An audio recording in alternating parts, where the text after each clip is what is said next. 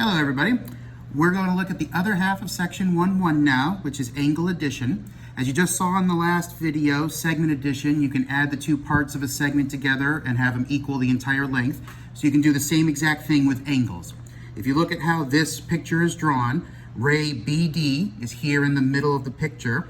And as you read the sentence, if D is on the interior of angle ABC, then we can take angle ABD, this first portion that's here, and add it to angle DBC, which would be this second portion that's here, and as a result, it will equal the entire angle ABC.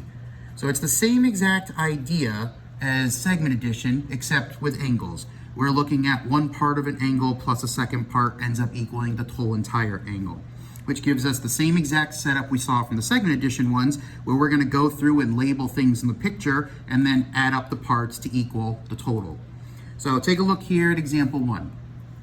If the measure of angle ABD is 48 degrees, so let's add that into the picture here, 48 degrees. The measure of angle DBC, 78 degrees. We're asked to find the measure of angle ABC, which is the entire angle all the way across. That'll be our setup here. Angle ABC would be 48 plus 78 for a grand total of, that's 110 and 16, 126 degrees. Notice it's the same design as segment addition. One part plus second part equaling whole entire thing. So for our second example here, let's throw in a little bit of algebra, but we get the same idea. You're told the measure of angle PQR is 141 degrees. So PQR is the entire thing being 141 degrees. So we're going to do the same design. If we take one part of it, 13x plus 4, and add it to the second part of it, 10x minus 1, that must equal the entire picture, 141 degrees.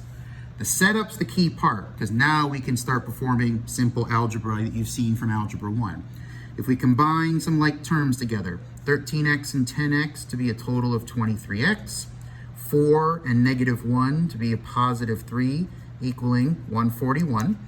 And then we'll go through, subtract the 3 off. 23x will be equal to 138. And then we'll go divide that out.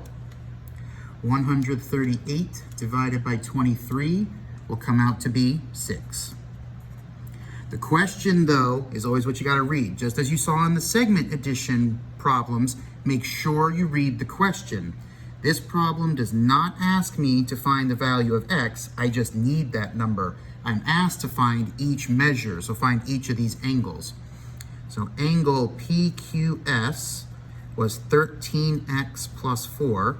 If we plug the 6 into that, we'll end up at 13 times 6 to give me 78, plus the 4 to make a total of 82 degrees.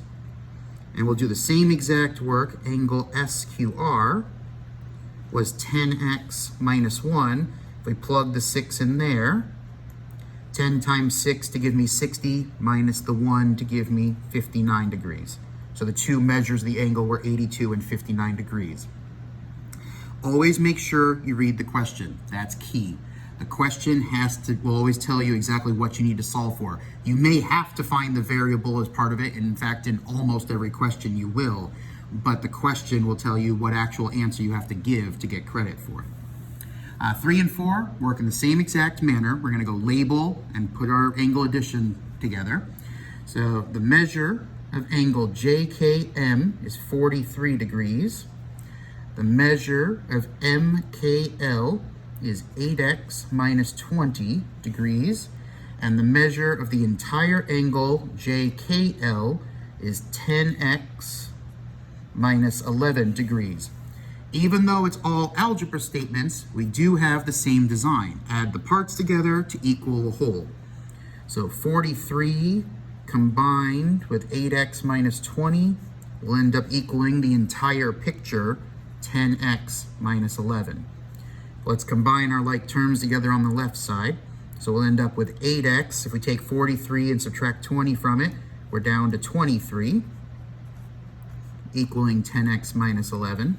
And now we'll go through and put the x's together. So if we subtract 8x from both sides, that leaves us with 2x here, but might as well take care of the numbers while we're at it. So we'll add 11 over to the other side, and that'll create 34 on this side. Divide out the 2, we get that x is 17. However, the question again says find each measure, so we have to go plug it back in. The only two that had a variable in them, because JKM was already given to us as a degree measure, 43 degrees. That one's already solved. We need to solve the other two. So angle MKL was 8x minus 20. So if we plug 17 in, 8 times 17 minus 20. 8 times 17 will give us 136 degrees. And if we subtract 20 from that, we end up at 116 degrees. Whereas angle JKL was 10x minus 11. Again, if we plug the 17 into that, we end up at 170 minus 11, which will be 159 degrees. Or, alternatively, if you wanted to double check it, JKL was the entire angle. If you take 43 and 116 and add them together, it does equal a total of 159 degrees. So you could have solved JKL a couple of different ways, but always good to practice algebra.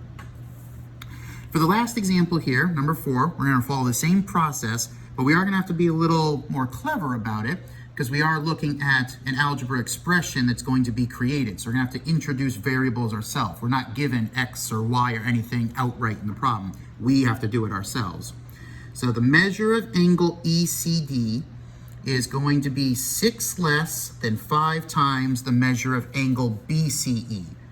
Well, let's make BCE our single variable, so we can go add that to the picture now, because that now forces angle ECD to be 6 less, so minus 6, than 5 times what I had for the other. Very literally, 6 less than 5 times the other angle, 5x minus 6, which we can now add to the picture.